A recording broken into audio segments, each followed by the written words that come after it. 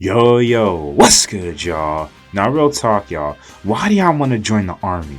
Is it for job security, financial security? Is it to get healthcare and retirement benefits?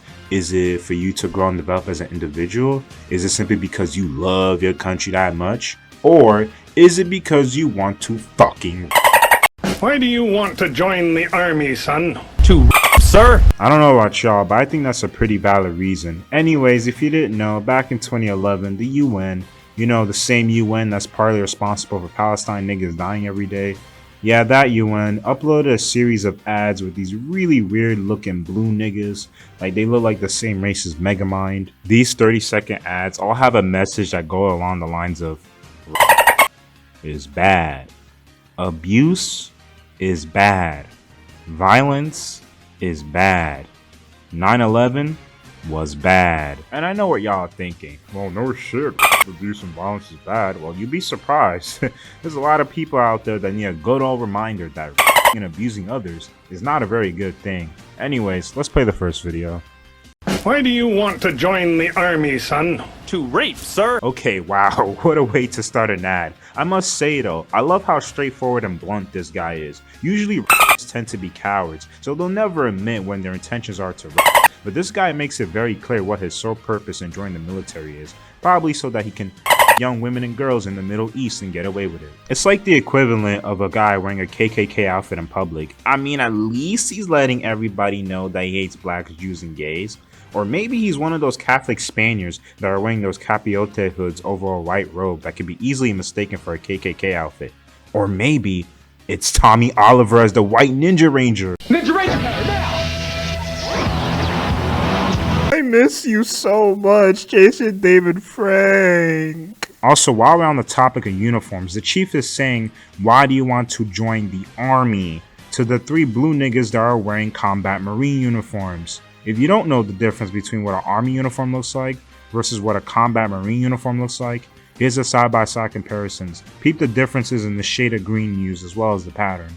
Why do you want to join the army, son? To murder and pillage and of course rape, sir. And why do you want to join the army, son?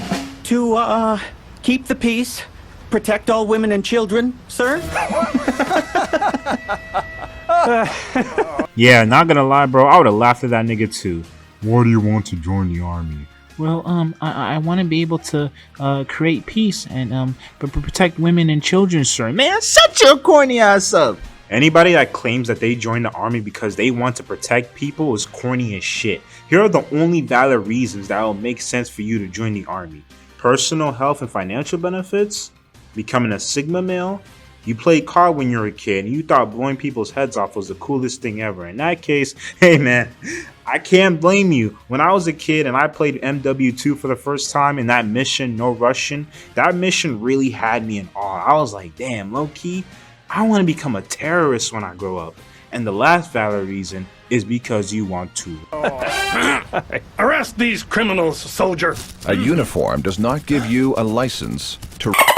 Yo, bro, why are these two running off? Like, bro, you are in a military base. If the chief says that you are arrested in a military base, you are cooked. There is zero chance of escape. That whole bitch is covered with them tall ass fences.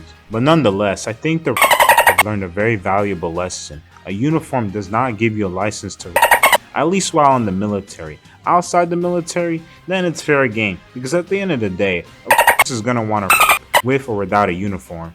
Bro, how many times have I said the word in this video? Holy shit. Let's react to the next video. You are not bringing them up right. They're far too happy. They're children, Father. Then beat them.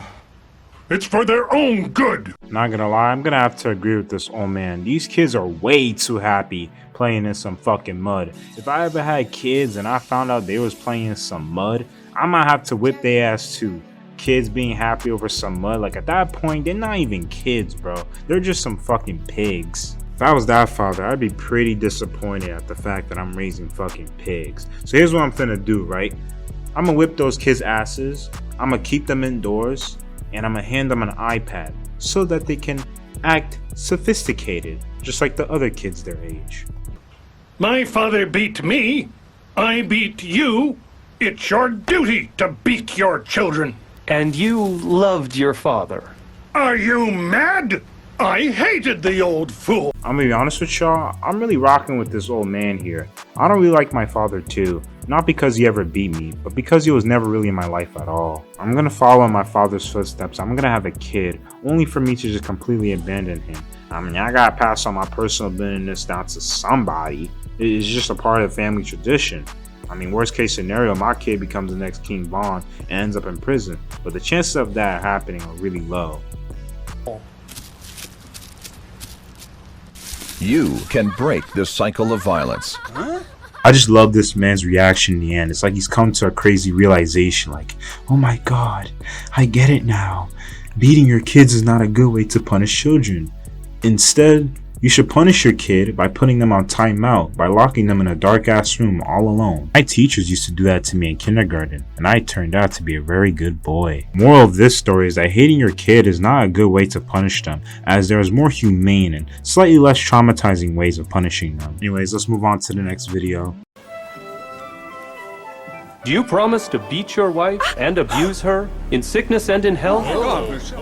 I do. Okay, first off, I know what y'all are thinking. This man has to be the most insane celebrant you have ever seen in your life. Like, he's talking about, oh, do you promise to beat your wife and abuse her? But allow me to play devil's advocate here, right? What if this celebrant is trying to do is that he's trying to protect the woman from getting into an abusive marriage? Like, forget all the corny shit about, oh, do you promise to love, comfort, and be committed to your wife? Like, nigga, we all know one of them is gonna cheat on the other anyways. The real questions that celebrants should be asking is, do you promise to beat your wife and abuse her? As a trick question in order to detect an abuser. I mean, it can work. This dumbass fell for it and said, I do.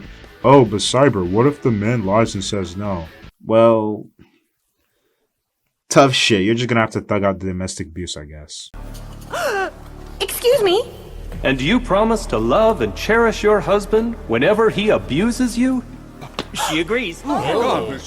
You may beat the bride. You may beat the bride is crazy. But don't worry, y'all. Like I said before, it's all a part of the celebrant's master plan to prevent the woman from getting into an abusive marriage. She realizes now that she was one kiss away from being hit with a belt every day. All she gotta do now is break out of her usual role as a submissive and breedable woman and become a girl boss. Enjoy your honeymoon.